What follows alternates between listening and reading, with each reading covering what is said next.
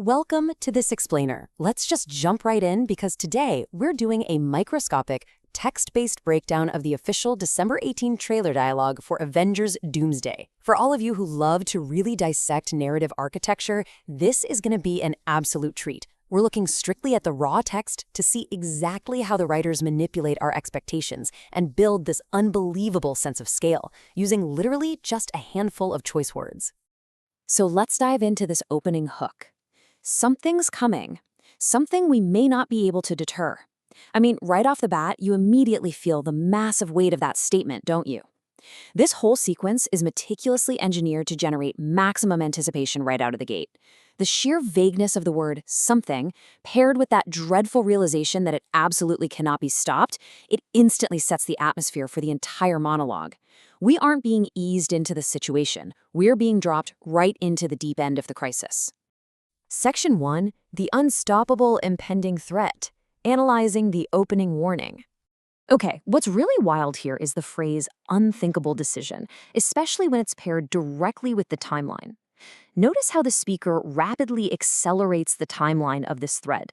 It's not something happening years from now or even next week. No, it is happening before this day is done.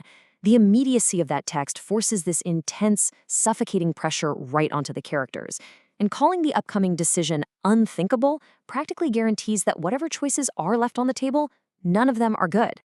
That brings us to Section 2, escalating the historical stakes, comparing past warriors to current threats. Here, the speaker actually uses their own history to establish the frankly impossible scale of this new danger. Look at the logical and emotional escalation mapped out here. First, they establish their credibility. They've fought with many warriors in their time. Then, they humbly acknowledge a crucial fact. Those past allies were far stronger than all of us put together. And then comes the devastating drop. And they died. The text forces us to step through this realization of immense past strength straight into the total despair of those much stronger warriors dying in battle.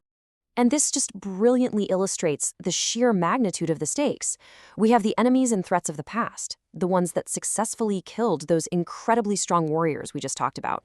And then we contrast them with this new threat. The speaker explicitly states that the highly lethal enemies of the past scared them far less than this one. By contrasting the lethal threats of history with the unprecedented terror of the current one, the script is communicating absolute, staggering peril. Section 3, the call for absolute unity and the rules of survival. The speaker makes it clear that everything those past warriors sacrificed will be for absolutely nothing if the current group doesn't completely change how they operate. Look at these clear, desperate directives. Stand together. Put aside your petty squabbles. Presume nothing. Return as brothers and sisters. The specific mention of petty squabbles tells us that the group is currently divided, or maybe just distracted. But there is zero room for ego here. Survival dictates absolute, flawless unity. But the real kicker, the most crucial point, is actually hidden in plain sight, right there in the phrasing. Look closely at that very first word, if. If you return. That is a terrifying conditional statement. The text purposefully frames this upcoming confrontation as a near-certain suicide mission. Returning from this fight is absolutely not a guarantee. It requires the forging of literal familial bonds, becoming brothers and sisters, just to even have a chance at that if. Finally, Section 4, the impossible miracle reveal and the tonal whiplash. This right here is the absolute narrative crux. The speaker concludes their massive warring by stating, "But mark my words, we're going to need a miracle." So what does a miracle actually mean in the context of this specific script? Well, it's what is absolutely necessary for survival when past sacrifices and combined unified strength are completely insufficient. The text is literally signaling that all the intense unity and strength we just discussed, it still won't be enough to deter this threat.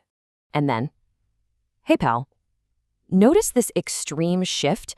I mean, we just went from a grandiose, universe-ending speech about unstoppable threats and the desperate need for a miracle straight into a highly casual, colloquial interruption.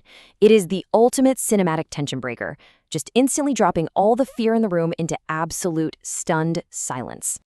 It's not possible. Just think about how this shocked reaction completely subverts all the tension the speaker spent the entire monologue building. Their confident, articulate despair is completely shattered in just 3 tiny words. That casual, "Hey, pal," completely breaks the speaker's understanding of reality. Which leaves us with a really lingering, provocative question to end on today.